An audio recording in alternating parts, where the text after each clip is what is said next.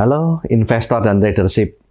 Dalam memilih saham, ada kriteria selain memilih saham yang murah dan memiliki pertumbuhan yang baik, investor dan trader juga harus memilih emiten yang sehat.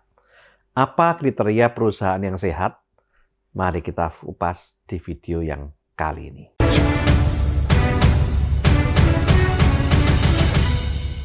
Sebuah perusahaan dikatakan sehat bukan hanya dinilai dari merek atau trademark produk, brand perusahaan, kantor yang mewah, atau kualitas manajemen dan sumber daya manusianya, tetapi juga harus bisa diukur dari laporan keuangan perusahaan.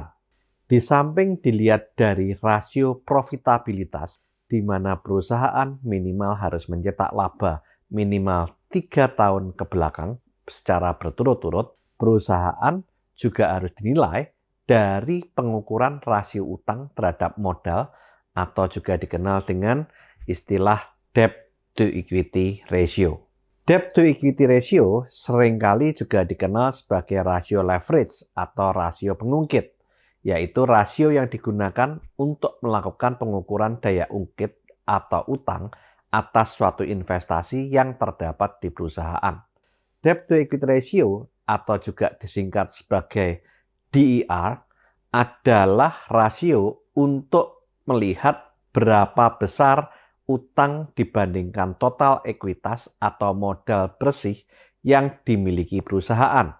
Ekuitas dan jumlah utang yang digunakan untuk operasional perusahaan harus berada dalam jumlah yang proporsional.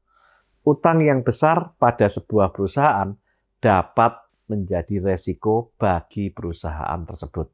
Bagaimana cara menghitung debt to equity ratio?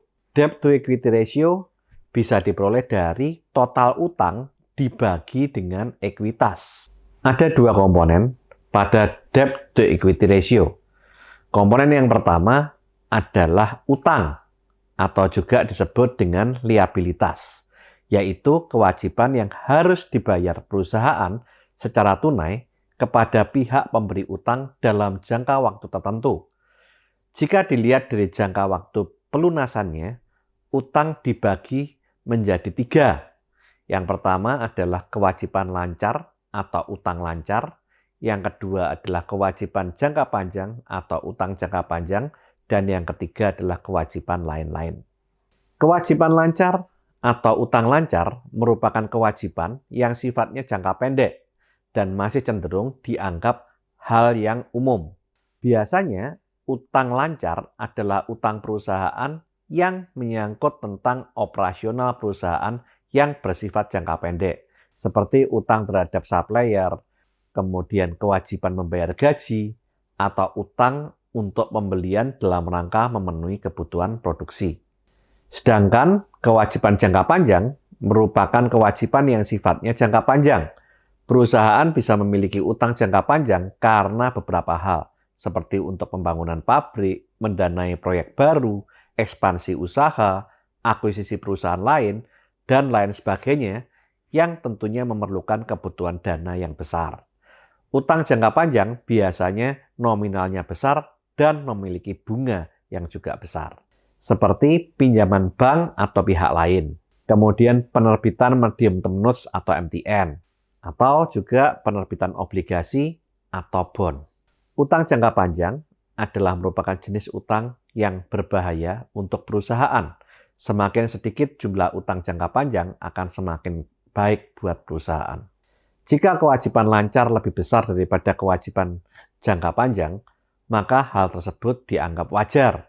Tapi jika kewajiban jangka panjang lebih besar dari kewajiban lancar, perusahaan bisa terancam mengalami gangguan likuiditas dan perusahaan bisa dianggap menjadi tidak sehat.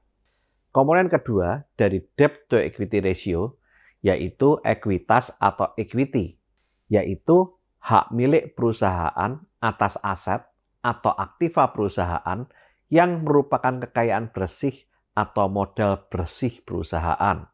Ekuitas terdiri dari setoran pemilik perusahaan dan juga sisa laba ditahan perusahaan.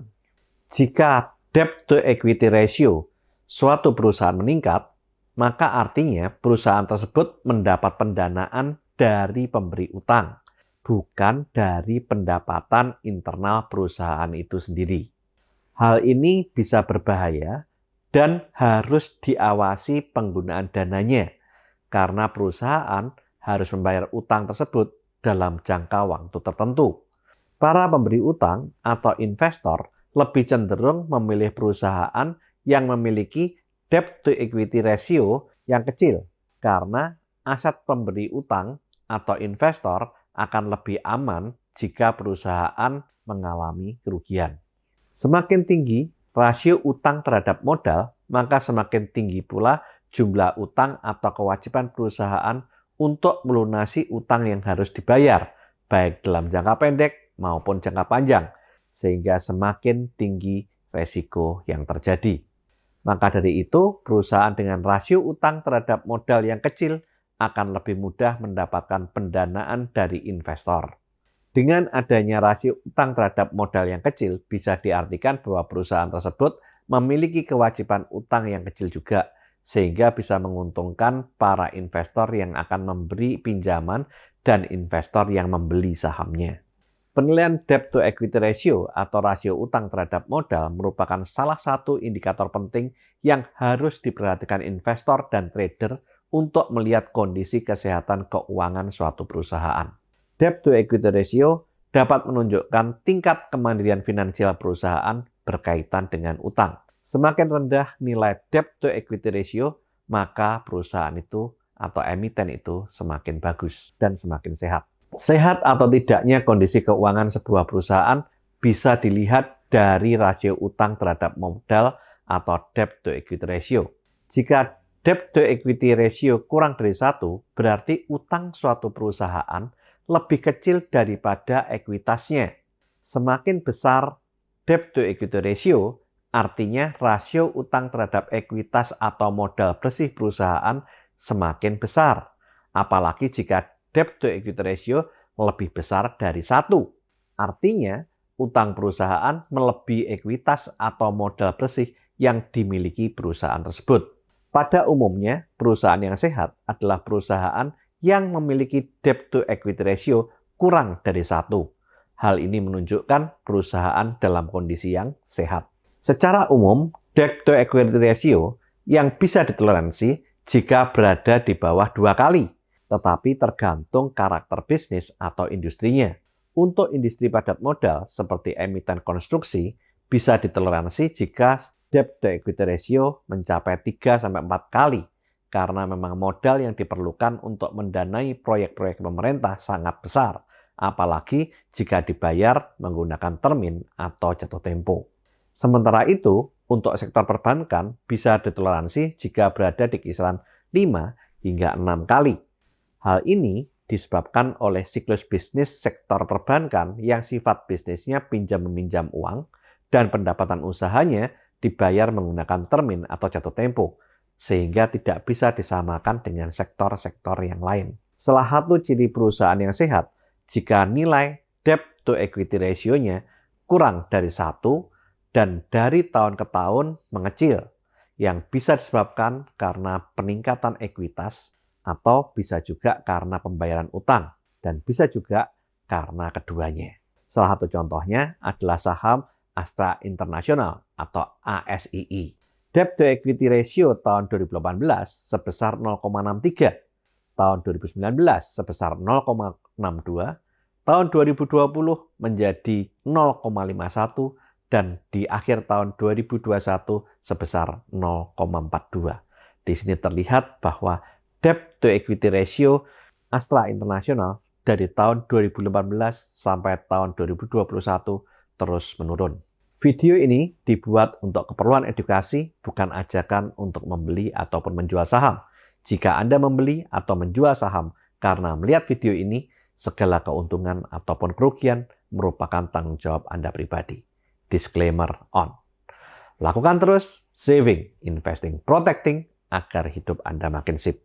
Saya, Tony Hermawan Adikaryo, sampai jumpa di puncak kemakmuran.